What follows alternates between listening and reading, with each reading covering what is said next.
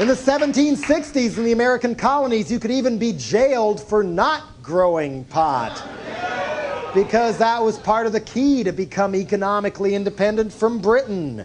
Hemp was legal tender in America, a substitute for money from 1630 clear up until the early 1800s. And hemp seeds are a great source of protein, better than soybeans, and it's cheaper than soybeans too. Or so says the U.S. Department of Agriculture. Marijuana is legal for medical use in 34 states. Used to treat glaucoma and pain caused by cancer. You can digest more protein out of a hemp seed than a soybean seed. It's even shown some signs of being able to combat herpes. And guess what kind of a parachute Mr. Drug War Junta Man himself, George Bush, used when he bailed out of that bomber in World War II. Hemp was illegal by then, but farmers were briefly ordered to grow it again in this country for the war effort and all, and the U.S. Army had their own stash all along in the colonies and the Philippines. So, how did everything get turned around so damn bad? Doesn't it strike you as a little dumb that we burn oil and choke ourselves and chop down all our trees and ruin innocent people's lives by branding them criminals and throwing them in jails or sending them off to drug camps or taking all their property and selling it before they're brought to trial? In the process, making crack and heroin cheaper and easier to get than pot. Why do we do this when we don't have to? Meanwhile, the police chief of LA, Daryl Gates, gets front page approval for telling a U.S. Senate committee that pot smokers should be shot on sight. Because smoking pot is treason, because after all, it's illegal. Why was marijuana cracked down on? And why was it done so violently? Well, ready? In 1936, Popular Mechanics magazine hailed the invention of a new machine to process hemp, predicting that marijuana hemp would once again become the world's largest cash crop.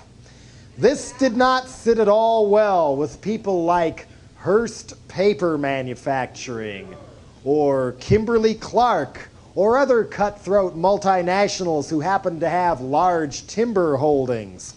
Didn't sit too well with tobacco barons, for obvious reasons. And it sure as hell didn't sit too well with our old buddies DuPont. Hemp processing uses only 1/5 the chemicals needed to process wood pulp, and DuPont had just patented a new wood pulp sulfide process. And DuPont's patented plastic fibers had just passed up hemp as the number 2 fiber next to cotton, and they wanted to keep it that way. And the last thing the big drug companies wanted was to lose their share of the ever-lucrative disease industry market to more affordable medicine made from marijuana or other natural ingredients, because, check this out, you can't own and make money off a patent for medicine in this country unless the medicine has chemicals in it. If it's all natural ingredients, you can't patent it. Maybe that's why we don't have access to a cure for cancer or AIDS, or why the health food store I go to keeps getting harassed by federal authorities for selling herbal medicines. Meanwhile, guess who owns Congress? So, marijuana was outlawed in 1937. And they fanned the racism fires, playing the racism card just like they do when they want to crack down on rock and roll or rap or hip-hop or something like that. They said that smoking marijuana might cause you to fall under the influence of listening to jazz. And I believe it was even said on the floor of Congress that marijuana had to be banned because smoking it might make a black man look at a white woman twice. And let's not forget that U.S. Treasury Department funded documentary film called Reefer Madness. So marijuana was outlawed as devil weed in 1937. Only 53 years ago, it was legal. Need I say more on why our beloved fearless leaders go out of their way to censor our access to information so damn much. Can you imagine the mass outrage if this kind of stuff ever really got out? And people knew that this so big drug problem they keep reading about and hearing about is being caused by the government themselves.